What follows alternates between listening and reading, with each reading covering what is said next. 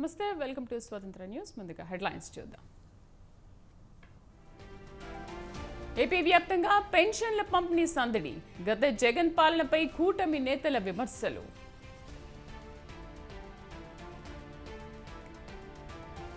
ఎన్టీఆర్ స్ఫూర్తితో పనిచేసే ప్రభుత్వం మాది. త్వరలో అన్నా క్యాంటీన్లను ప్రారంభిస్తామన్న చంద్రబాబు. నేడు ఏపీ టెట్ నోటిఫికేషన్ విడుదల. ఈ నెల 4 నుంచి దరఖాస్తుల స్వీకరణ.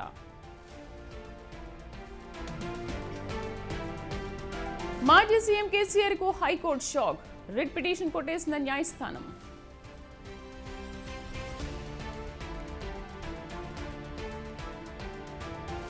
న్యాయ వ్యవస్థలోకి కొత్త చట్టాలు. 3 క్రిమినల్ చట్టాలపై కాంగ్రెస్ నిరసన. ఉత్తరాదిని ముంచెత్తుతున్న జోరు వానలు. జల ప్రళయంతో జనం అవస్థలు.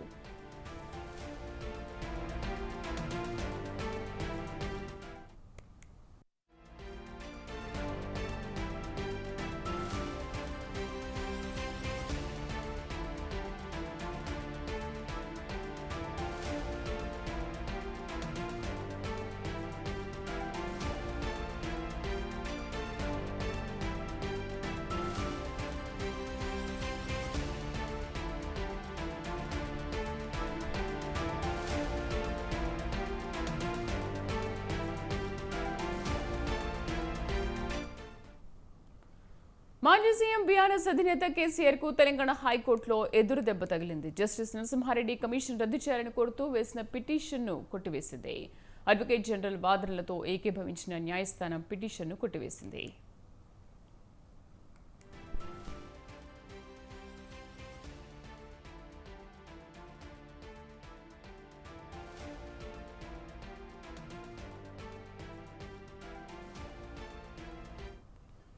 మాజీ సీఎం బీఆర్ఎస్ అధినేత కేసీఆర్ కు తెలంగాణ హైకోర్టులో ఎదురు దెబ్బ తగిలింది. జస్టిస్ నరసింహారెడ్డి కమిషన్ రద్దు చేయాలని కోరుతూ వేసిన రిట్ పిటిషన్ను కొట్టివేసింది. అడ్వకేట్ జనరల్ వాదనలతో ఏకీభవించిన న్యాయస్థానం పిటిషన్ను కొట్టివేసింది. మా కరెస్పాండెంట్ సవీన్ పూర్తి సమాచారం అందిస్తారు. సవీన్, ఇప్పటికే రాష్ట్ర ప్రభుత్వం విద్యుత్ కొనుగోళ్ల ఒప్పందంపై ఛత్తీస్గఢ్ రాష్ట్రంతో తెలంగాణ రాష్ట్ర ప్రభుత్వం గతంలో బీఆర్ఎస్ పార్టీ అధికారంలో ఉన్నప్పుడు ఒప్పందం చేసుకున్న కొనుగోళ్ల అంశంపై విచారణ కమిషన్ ఏర్పాటు చేసింది. జస్టిస్ ఎల్ నరసింహారెడ్డి నేతృత్వంలో ఈ కమిటీ ఏర్పాటు చేసింది. ఇప్పటికే ఈ కమిటీ అనేక మంది నుంచి అభిప్రాయాలు తీసుకుంది. గతంలోనే బీఆర్ఎస్ అధినేత మాజీ ముఖ్యమంత్రి కేసీఆర్ కు లేఖ ద్వారా సమాధానం ఇవ్వాలంటూ లేఖ పంపింది. దీనిపై కేసీఆర్ సమాధానం ఇచ్చారు. విచారణ commission chairman justice L Narasimha Reddy తీరును తప్పుపడుతూ కేసీఆర్ తన సమాధానం ఇచ్చారు. ఆ తర్వాత మరోసారి విచారణ కమిషన్ కేసీఆర్ కు నోటీస్ పంపింది. అదేవిధంగా బీఆర్ఎస్ పార్టీకి చెందిన మాజీ మంత్రి జగదీష్ రెడ్డి కూడా అభిప్రాయాలను తెలపాలంటూ విచారణ కమిషన్ లెటర్ పంపింది. 2 రోజుల క్రితమే జగదీష్ రెడ్డి కూడా తన అభిప్రాయాన్ని తెలుపుతూ విచారణ కమిషన్ చైర్మన్ కు లేఖ ద్వారా తన అభిప్రాయాన్ని పంపించారు. అయితే విచారణ కమిషన్ చైర్మన్ జస్టిస్ ఎల్ నరసింహారెడ్డిని బీఆర్ఎస్ పార్టీ తీవ్రంగా తప్పుపడుతోంది. కావాలనే దురుద్దేశపూర్వకంగా బీఆర్ఎస్ పార్టీని బదనాం చేసే విధంగా జస్టిస్ ఎల్ నరసింహారెడ్డి వ్యవహరిస్తున్నారు.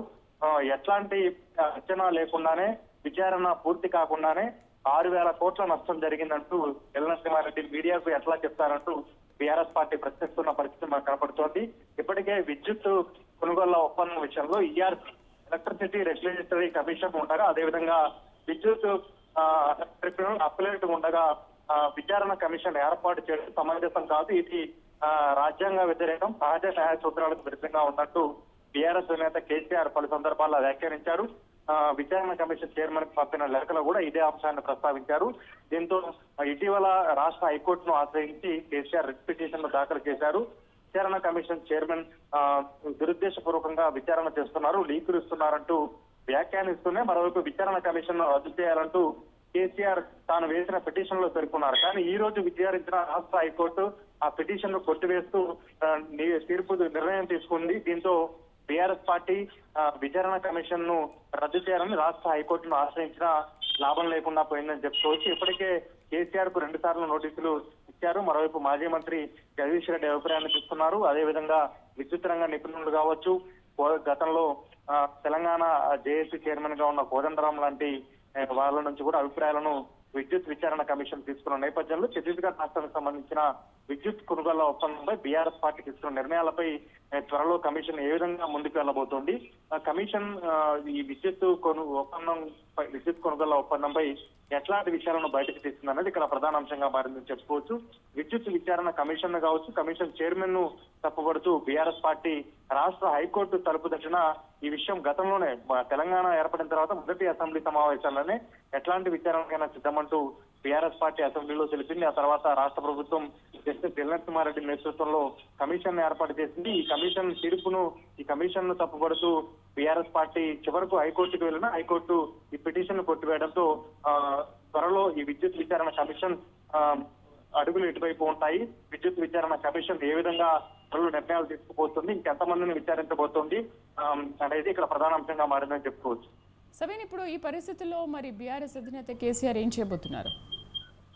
ఇప్పటికి హైకోర్టును ఆశ్రయించారు. ఈ రోజు హైకోర్టు తీర్పిచ్చింది కాబట్టి ఫర్దర్ గా సుప్రీంకోర్టును ఆశ్రయిస్తారా, లేకపోతే హైకోర్టు ఇచ్చిన తీర్పు మేరకు కొద్ది కాలం వేచి ఉండి త్వరలో విద్యుత్ విచారణ కమిషన్ తీసుకున్న నిర్ణయంపై బీఆర్ఎస్ పార్టీ అడుగులు ఉంటాయనేది మాత్రం మనకు తెలియాల్సి ఉందని చెప్పుకోవచ్చు. ఇప్పుడే కొద్దిసేపటి క్రితమే హైకోర్టు తీర్పిచ్చింది కాబట్టి ఇప్పటి వరకు బీఆర్ఎస్ పార్టీ నుంచి అట్లాంటి రెస్పాండ్ రాలేదు.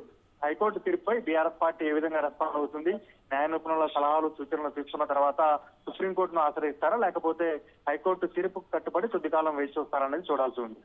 న్యాయవాదుల వాదనలపైన అసలు కోర్టు ఏమంది? ప్రధానంగా బీఆర్ఎస్ పార్టీ మొదటి నుంచి ఒకటే, ఛత్తీస్గఢ్ రాష్ట్రంతో తెలంగాణ రాష్ట్ర ప్రభుత్వం అంటే బీఆర్ఎస్ పార్టీ అధికారంలో ఉన్నప్పుడు ఒప్పందం చేసుకున్నప్పుడు ఎలక్ట్రిసిటీ రెగ్యులేటరీ కమిషన్ ఉంది. ఆ కమిటీ నిర్ణయించిన ధరల ప్రకారమే మేము ఛత్తీస్గఢ్ రాష్ట్రంతో విద్యుత్ కొనుగోలు ఒప్పందం చేసుకున్నామంటూ బీఆర్ఎస్ పార్టీ పదే పదే వాదన చేస్తూ వస్తోంది. అందుకు తెలంగాణ రాష్ట్ర ప్రభుత్వం నియమించినటువంటి విచారణ కమిషన్ అవసరం లేదు, విచారణ కమిషన్ అనేది రాజ్యాంగబద్ధమైనది అంటే చట్ట విరుద్ధమైనది అంటూ బీఆర్ఎస్ పార్టీ వాదిస్తూ వస్తోంది.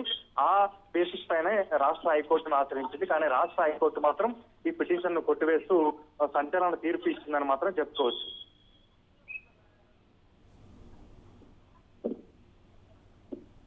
రైట్ సవేన్, థ్యాంక్ యూ.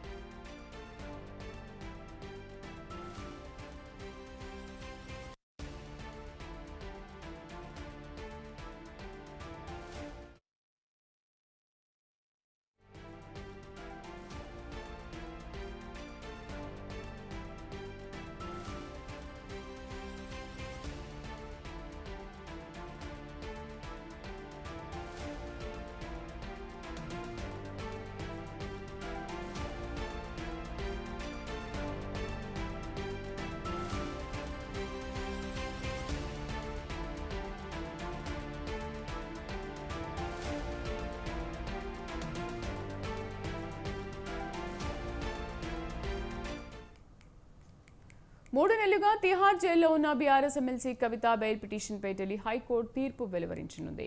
ఢిల్లీ లీక పాలసీ కేసులో అవకతవకలు జరిగాయనే సిబిఐ ఆర్థిక లావాదేవీలకు సంబంధించి ఈడీ నమోదు చేసిన కేసులో ప్రస్తుతం కవిత అరెస్ట్ అయ్యారు. కవిత బెయిల్ పిటిషన్ను ట్రయల్ కోర్టు కొట్టివేయడంతో ఆమె ఢిల్లీ హైకోర్టును ఆశ్రయించారు.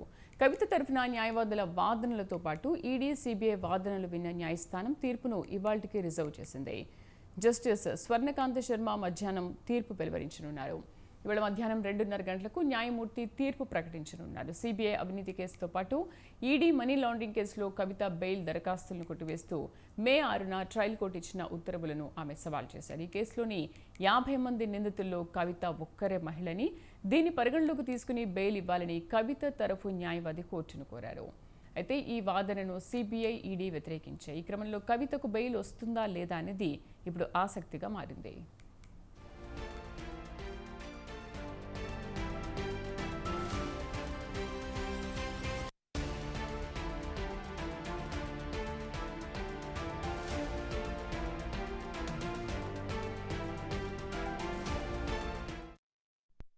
ఢిల్లీ హైకోర్టులో కవితకు ఉపశమనం దక్కకపోతే ఆమె తరఫు న్యాయవాదులు సుప్రీంకోర్టును ఆశ్రయించే అవకాశాలున్నాయి.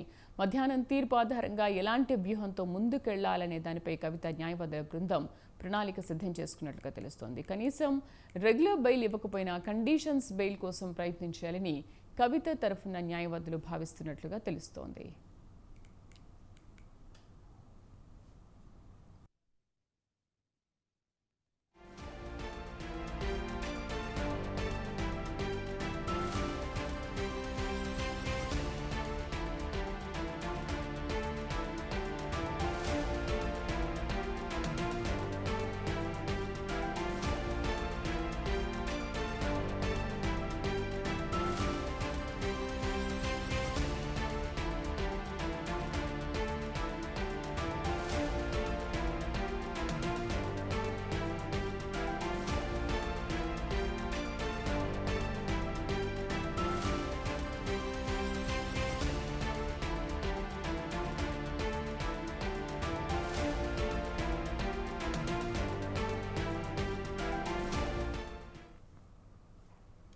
భారత న్యాయ వ్యవస్థలో నూతన అధ్యాయం ప్రారంభమైంది. అర్ధరాత్రి నుంచి భారతీయ న్యాయ సంహిత, భారతీయ నాగరిక సురక్షా సంహిత, భారతీయ సాక్ష్య అధినియం చట్టాలు అమల్లోకి వచ్చాయి. ఈ నేపథ్యంలో భారతీయ న్యాయ సంహిత కింద తొలి కేసు నమోదైంది. ఢిల్లీ రైల్వే స్టేషన్ పరిధిలోని ఓ వీధి వ్యాపారిపై కొత్త క్రిమినల్ కోడ్లోని సెక్షన్ 285 కింద పోలీసులు ఈ ఎఫ్ఐఆర్ నమోదు చేశారు. దేశ రాజధానిలో ఒక వీధి వ్యాపారి రోడ్డుపై వాటర్ బాటిళ్లు, గుట్కా, బీడీ, సిగరెట్లు అమ్మడాన్ని పెట్రోలింగ్ పోలీసులు గుర్తించారు. ఆయన తాత్కాలిక దుకాణం ఎన్డీఆర్ఎస్ సమీపంలోని ఫుట్ఓవర్ బ్రిడ్జ్ కింద ఉంది. దానివల్ల రహదారిపై రాకపోకలకు అంతరాయం కలుగుతోంది. దీంతో దాన్ని వేరే చోటుకు తరలించమని ఆయన్ని పోలీసులు పలుమార్లు చెప్పినా ప్రయోజనం లేకపోయింది. దానివల్ల ప్రజలకు ఎదురవుతున్న ఇబ్బందులను వీడియో తీసి కేసు నమోదు చేసినట్లు పోలీసులు ఎఫ్ఐఆర్ నమోదు చేశారు. ఆ వీధి వ్యాపారిని బీహార్కు చెందిన వ్యక్తిగా గుర్తించారు.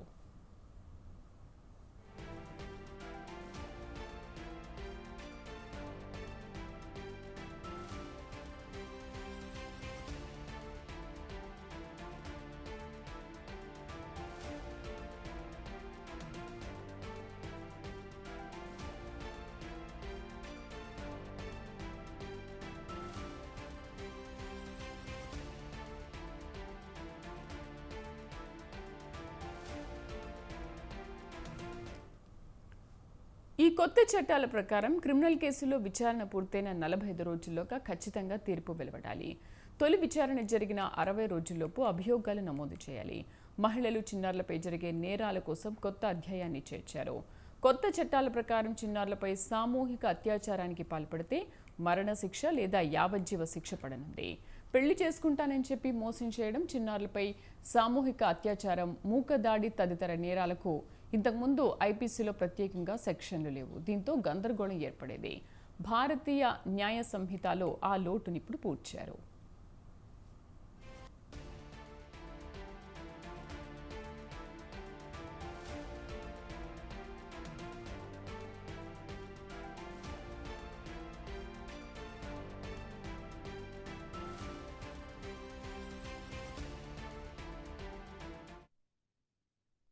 కాసేపట్లో పోలవరం ప్రాజెక్టు వద్దకు అంతర్జాతీయ నిపుణుల బృందం చేరుకోనుంది. ఇవాళ రెండో రోజు ప్రాజెక్టును పరిశీలించనుంది నిపుణుల కమిటీ. డయాఫ్రామ్ వాల్ గ్యాప్ 2 పనులను నిపుణులు పరిశీలించనున్నారు. డయాఫ్రామ్ వాల్ ఎక్కడెక్కడ దెబ్బతింది, ప్రస్తుత స్థితి ఏంటి అన్న దానిపై అధ్యయనం చేయడంతో పాటు సంబంధిత సంస్థల ప్రతినిధులతో సమీక్షించే అవకాశం ఉంది. Intersection of it, it's somehow sandwiched into the sun. So a portion of that is so all the use of so this fluid is completed. This can discharge around 30 liters.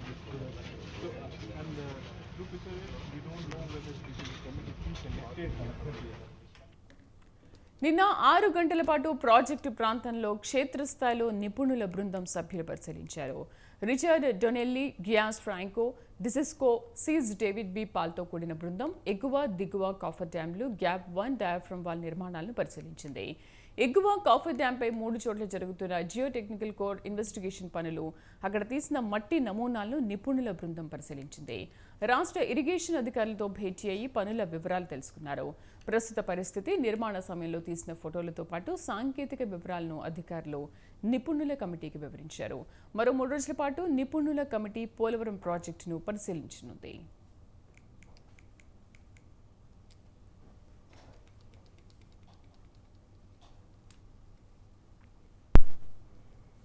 ప్రజల జీవితాల్లో వెలుగులు నింపడమే నిజమైన సంక్షేమమని ఏపీ సీఎం చంద్రబాబు అన్నారు. వారి జీవన ప్రమాణాల పెంపునకు మొదటి అడుగు పడిందని చెప్పారు. మంగళగిరి నియోజకవర్గం పెనుమాకలో పింఛన్ల పంపిణీని ప్రారంభించిన అనంతరం మసీదు సెంటర్లో నిర్వహించిన ప్రజావేదిక కార్యక్రమంలో గ్రామస్తులు, లబ్ధిదారులతో ఆయన మాట్లాడారు. కొత్త ప్రభుత్వంలో మొదటిగా పింఛన్ల పంపిణీకి శ్రీకారం చుట్టామని చెప్పారు. పేదలపై శ్రద్ధ పెడతామని, అనునిత్యం వినూత్నంగా ఆలోచిస్తామన్నారు. ఆర్థిక అసమానతలు లేని సమాజం చూడాలన్నదే తన ఆలోచన అని స్పష్టం చేశారు.